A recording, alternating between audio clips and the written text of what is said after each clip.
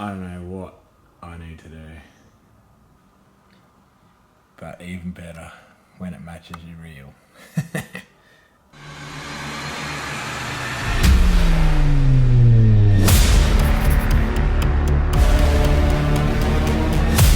It's almost lunchtime, Saturday, and first thing tomorrow morning, heading north to Callide, chasing barramundi. I'll show you guys all the tackle that I need to swap / set up from chasing cod to now chasing barramundi, because there is a very significant difference in tackle. But before we start that, check out this abomination. So I don't know what I need to do. This is a disgrace. And I'm going to be fishing out of this rig as well, out of my tinny. So I have to sort the boat out.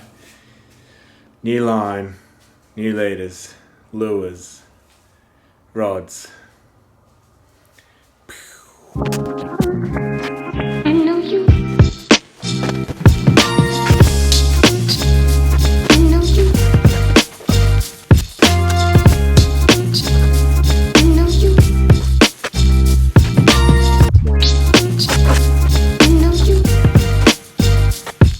So I'm playing with the new ADV on the Murray cod stuff, but the real test is barramundi, so pretty keen to test it out. Put some new line on these two. It's always something sexy about new line, but even better when it matches your reel. Still getting over that. It's almost 4 o'clock now. Still Saturday, which is good. Boat's pretty much cleaned out. Cod gear is out. Barra gear is sitting in, but not in the compartments yet. But most importantly, the rods are rigged. Typically I take a lot of rods barra fishing because stuff gets broken. Not so much rods, line gets broken, lures get damaged, whatever. And you just want to be able to, when you've got that small bite window, you just want to be able to hit it really quick and just grab another rod. This trip, I'm only going to take 4 rods, which seems like a lot, but there's 2 techniques that I want to run. Mollick Shad 140, my go-to barramundi lure, and Squirrel 79. And the main reason for 4 rods, I've got the big swim bait rod to retrieve it nice and slow, down deep, concentrate on it, and pick off those fish that aren't really interested in feeding, but you know where they're running.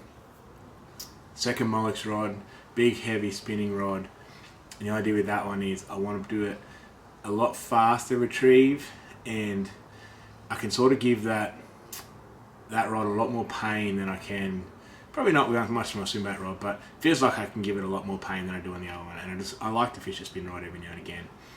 So I've got that one set up for going nice and fast, and I'll be fishing shallower water, more reaction bites, closer to the structure and stuff like that. The reason I have 2 jerkbait rods, as I said, stuff gets broken, line gets broken, whatever, but I also like to have one natural colour lure and then one out there lure. That way, if I have an idea or I've seen a few sitting like in some spindly bushes or stuff like one of my latest videos, I'll run the natural colour lure through there first, see if they're interested in eating. If they're not, then I'll try and annoy them with a much brighter, sort of more out there presentation, and see if that gets them. All the rods, all the reels I should say, have been re-spooled with the new ADV. The jerkbaiting rods, 30 pound, spinning rod, similarly 30 pound, but the one I've been catching on my cod on still has 50 pounds, so I'll see how that goes. I might back it off to 30. You might remember this poor lure from his debut in my last barramundi video. This, believe it or not, was brand new that morning. Look at that thing. That has been places you don't want to imagine. It's even chewed up on the bib. Yep. Probably needs to go on the mantelpiece, but I think he's going to come for a drive. As I said, I've got his replacement. Looks a little bit different. He's ready to go. Natural colour, nice presentation. Then going there for the out there, in your face pattern. My go-to Mollick shad in the perch. Love that colour. Then on a spinning rod, shad 140 and a black gold. Also very, very good colour. Dipped his tail. These are all set up. Double rings at the front. Size 1 hook at the front. Size 2 hook at the back. These are the old school ones, so I've cut the main hook off. They're not the Barra Special models. Squirrels, no mods. Just straight out of the packet. Straight on. My go-to jerkbaiting rod. It's the Explorer. It's a 681 heavy. NS Black Hole. C681. So 6'8", heavy model. Both rods are the same. Reel, condom smoke, 100 size. We're on with a 7-3-1. Prefer the 7-3-1 for jerkbaiting. There's less movement on your handle when you do the twitching. If you've noticed in some other videos, when you twitch down, you use your other hand at the same time just to pick up that tiny bit of slack when your rod comes back up. And running that 7-3-1 means that my right hand on the reel barely has to do too much. I don't have to think about it at all. Plus, if you get the bite and they run straight at you, a 7-3-1 allows you to pick up that slack line so much quicker and get their head to keep coming at you. If you run a lower speed reel and a smaller spooled reels, they're relatively big spools on those reels, you just can't pick up that line quick enough and you end up in so much more pain. So I had so much fun on the cod with the Fury, and I'm going to this year, and I'm going to try this season, running the 795, which is the bit lighter one than the 806. And try this for my Mollick shad rod this year. So last season I was running the 781 amped rods, swim bait rods, for the Mollick shad, and I swapped over late in the cod season to the Furies, and I really enjoyed using them. So for my first cod trip anyway, I'm going to try that 796 for the Mollick shad. I know it'll cast it a mile. It'll just be how it feels when I hook a fish and the sensitivity of it. It's a little bit more forgiving than the amp, not quite as crisp. You know, it has a bit more tip. So just whether, big thing with barra is when you get that little tick tick that's going in their mouth, and there's split seconds before it is back out, and if you don't set the hook, it's gone. So if I feel with that Fury that I can't feel that tick tick and I can't react quick enough, and I jump a couple off, I'll be straight back to the ant. Not much in the way of tackle. Some random glide bait stuff for something different. Mollick shads. That's a really good idea in these boxes, to look after your shads like that.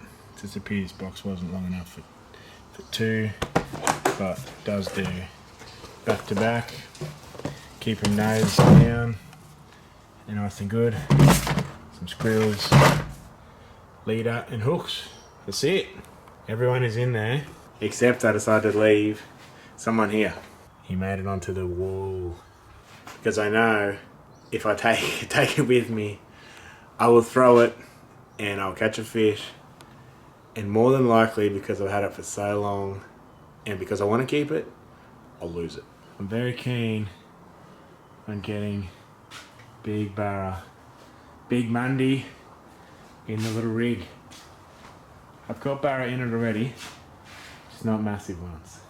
Also pretty keen on seeing what sort of footage I can get with this. So I'm going to run two of these, but not this trip, but from then on I will. So I'll have it all mounted up here at the front like normal, plugged in. All that's left to do now basically is pack some clothes and get on the road. So very simple, very simplistic, I guess, rundown of the transition from cod to barramundi, and I'm really looking forward to it. It will be fun. I'm not expecting to catch a barra this trip because it's super early in the season and I'm only going for 2 days, but still very keen to get out there and just have a look around, catch up with Steve and Kerry and see what everything looks like. Well guys, thanks for tuning in. Hope you enjoyed the video as much as I enjoyed making it. If you want to find out what I'm up to on a day-to-day basis, just jump on any one of my other social media pages. Don't forget to subscribe. I'm constantly putting up a couple of videos a week now to keep you guys entertained. Otherwise, this has been Dean Silvester, fishing my way.